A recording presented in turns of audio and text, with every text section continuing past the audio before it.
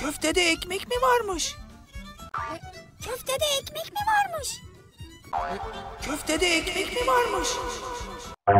Köftede ekmek mi varmış? Köftede ekmek mi varmış? Köftede ekmek mi varmış? Köftede ekmek mi varmış? Şımra mı piyem gedet var? Köftede ekmek mi varmış?